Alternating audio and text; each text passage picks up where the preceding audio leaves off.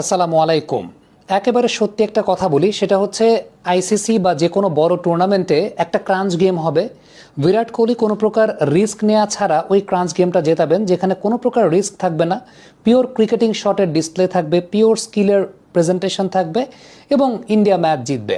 So এই Asia কাপে যখন অনেকদিন পর কোনো একটা বড় টুর্নামেন্টে বিরাট কোহলিকে দেখতে পারবো না বলে আফসোস করছিলাম, ঠিক তখনই কুশল মেন্ডিসের এই ইনিংসটা আমার আফসোসটাকে অনেকাংশে কমিয়ে দিয়েছে। কারণ ব্যক্তিগতভাবে এই টাইপের ইনিংসগুলোকে আমি আসলে খুব পছন্দ করি।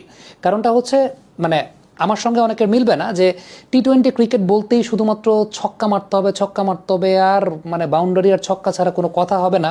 আমি বিষয়টা সেরকম মনে করি না। আমার কাছে মনে হয় যে বড় মঞ্চে অনেক ক্রাঞ্চ গেম থাকবে, যেখানে 160-70 এগুলো খুব ট্রিকি স্কোর হবে এবং সেখানে কোনো একজন আলটিমেটলি খুব স্কিলফুল ব্যাটিং করবেন, স্কিলড ব্যাটিং করবেন। ওই জায়গাটা একটা খুব ইম্পর্টেন্ট। দেখেন, কুশল মেন্ডিসের আপনি যদি ওয়াগন হুইলটা লক্ষ্য করে দেখেন তাহলে খেয়াল করে দেখবেন প্রায় 39% রান তিনি নিয়েছেন ফাইন লেগ অঞ্চল দিয়ে, আরও প্রায় 30%-এর বেশি রান তিনি নিয়েছেন স্কোয়ার লেগ অঞ্চল দিয়ে। এবার যদি আমরা একটু